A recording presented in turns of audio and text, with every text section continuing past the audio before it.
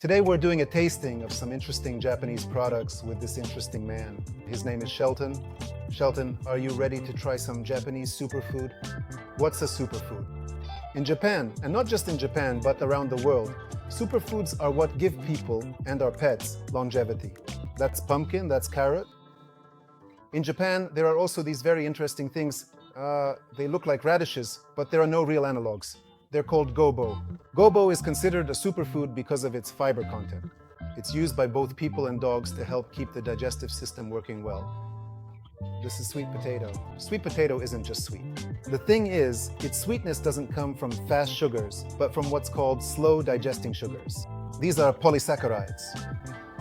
In Japan, it's number one in terms of slow absorbing sugar content.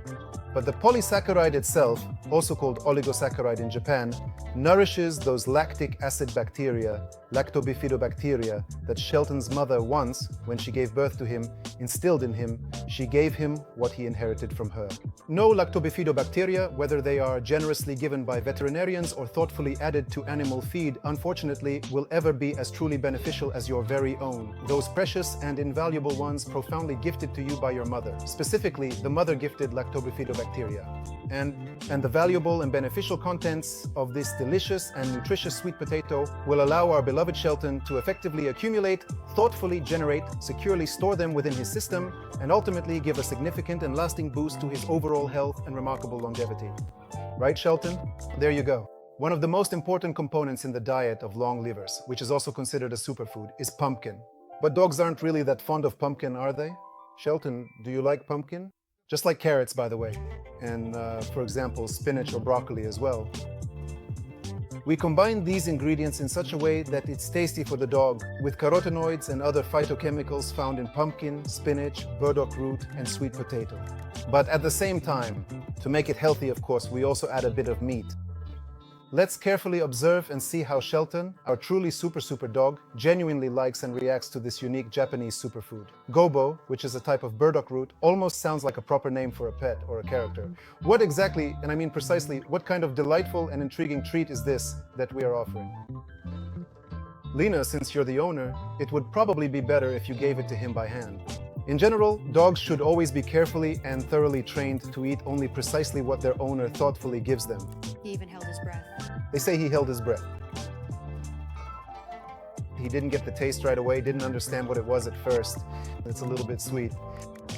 At 5 years old, it's really too early to think about anything eternal, but about living to 20 years. That's it.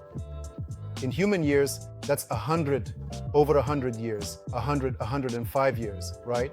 But the owner should think about this. Remember that a dog's life is also fleeting, and we need to make sure that throughout their lives, they get those micronutrients, those fibers. And Gobo is the champion when it comes to fiber. Please remember, in Japan, this is the champion when it comes to fiber. As the founder of the Active Longevity for Dogs and Cats project, I often mention during broadcasts that when it comes to vegetables, both for themselves and for their pets, Russians usually immediately think of cucumbers, apples, tomatoes. You know, the main thing in a vegetable, if we talk about its structure, not counting the vitamins it contains, is fiber. Unfortunately, cucumbers don't really have any fiber to speak of. Tomatoes contain only a minimal amount. And dietary fiber is precisely what allows the crucial formation of very important so-called beneficial bactericidal, complex oligosaccharide colonies to thrive and flourish inside the human gut, playing a vital role in overall health. So did you try it? Did you eat it? Yes. Do you truly want more? You absolutely do not need to eat this. It's certainly not a superfood at all.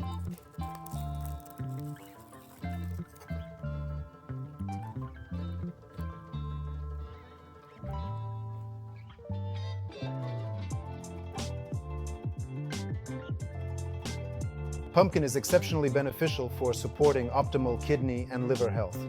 The powerful carotenoids present in pumpkin actively help to strengthen and enhance liver function, making it highly advisable to consume it regularly to gain these significant advantages. This is another one of the superfoods, especially since your color is golden, and this also gives off a golden hue. You're a dog of gold, right? Good job.